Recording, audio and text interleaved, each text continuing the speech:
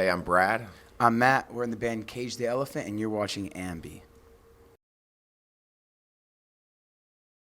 Hey everyone, it's Alicia from AMBY, and I am absolutely excited to be sitting here with Cage the Elephant today. How are you both doing? Great. Doing good. Just thanks for taking the time to chat with us. Thanks for having us. It's good to be back in Canada. Yeah, we're so it excited to is. have you. Yeah, Yep. we have our first tour ever, like on a major tour, was actually in Canada. We opened up for Queens of the Stone Age. So Nice. Which is funny because we got that tour because someone at our label lied to them and told them we were a Canadian band. get some good Canadians. Right out of the gate, you had credit. And they were like, "You all sound pretty weird for Canadians. Yeah. What's going on?" I was like, "What? I'm from Kentucky." We're a few days into this new tour with Portugal the Mansters. How have the first couple of shows been treating you? It's been good.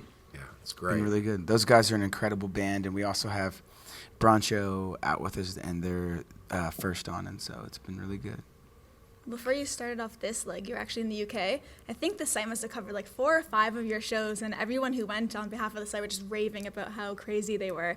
Oh, really? Yes. Cool. We had a good time there. That's another country that was kind of a first for us. We put out our record first in the UK, so we lived in London for 2 years and really grew to love the culture and kind of think of it as a second home. Yeah. Shepherd's pie all the way. No, actually, carvery's over there. Oh man, if you ever stop at like a Sunday roast at a carvery. Oh yeah, Dobbins, our tour manager, he like turned us on to Sunday roast. Yep. It's like Thanksgiving dinner Every Sunday. week. Yeah. Which cities have you found have the craziest or the most rowdy fans? It's really show to show and less city to city. There are a couple cities though that do stand out. Manchester. Oh yeah, Manchester. Manchester every single time is insane. Toronto's actually always really good. Toronto's really good. Leeds has always been really crazy. Chicago's always been really crazy. There's only a few cities that really, really stand out, but for the most part, it like depends on the audience.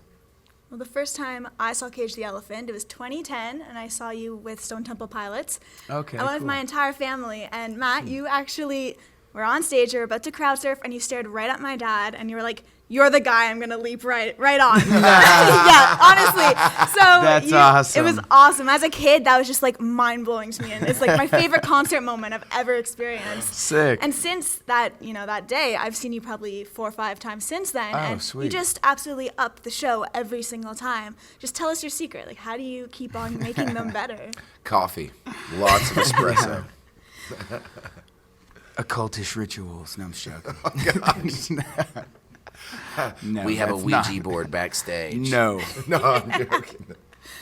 We don't. Yeah, Disclaimer. and we do not. Against Ouija boards. Yes, totally. I think the one thing true there was lots of coffee. Yeah, exactly. Matt just did get a French press. Yes, been enjoying I'm stoked about it. Like I'm like trying out different types of coffee and working on my Palate. my technique. On my palate, my coffee palate's really grown over the past year. It's all about the extrusion, really. Well, you've now released your new record, Tell Me I'm Pretty. When it comes to your fans, what's one of the coolest things that they've told or shared with you? I think one of the cool stories, Matt can probably tell it better, but is about Hey True and how that song kind of came together. Yeah, we were flying back from New York, and we were coming down the jet bridge, and there was this young kid that was going through his things and kind of flustered, and I don't know. I just like as soon as I saw him, I thought I'm supposed to talk to this kid for some reason. It was like weird, but then we got on the plane, and lo and behold, he sits right beside me, kind of pours his heart out and like things that were going on, and his name ended up being True, which was really crazy.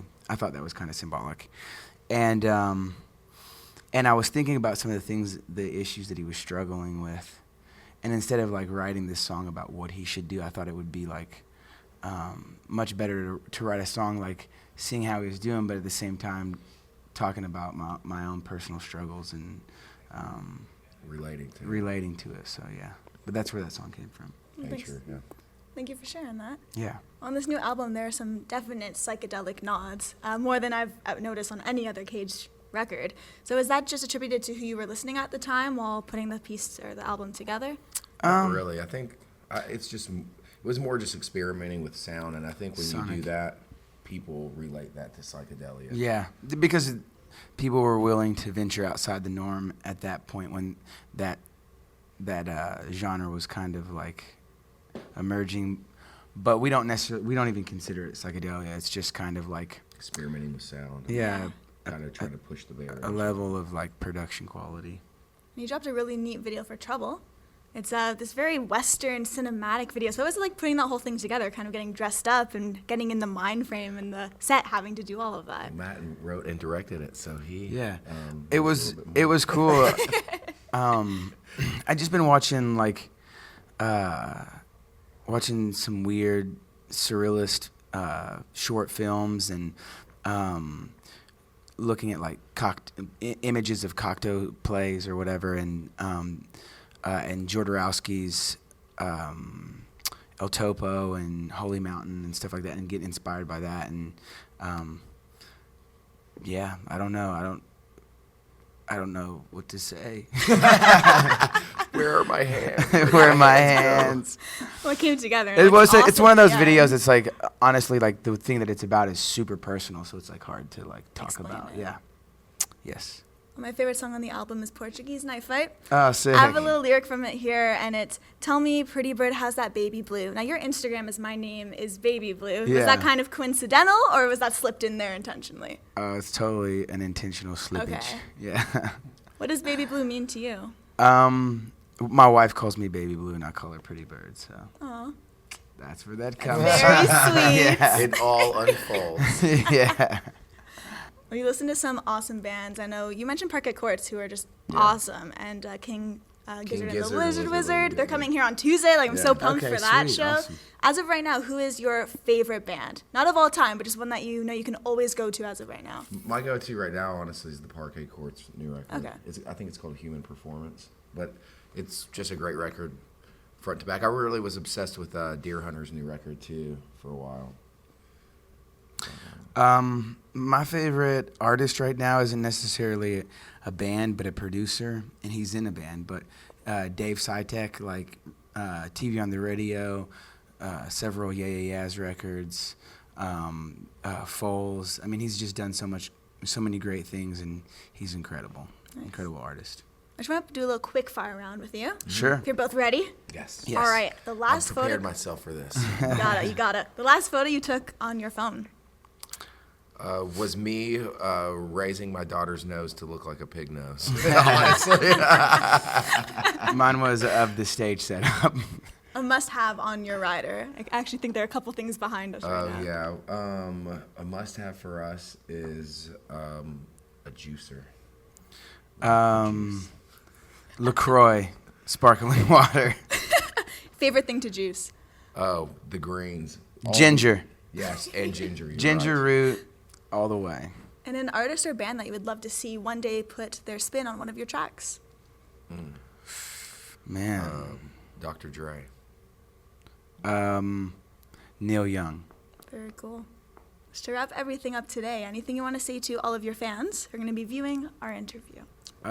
Thank you. We love you. Yeah, thanks for paying attention. I appreciate it.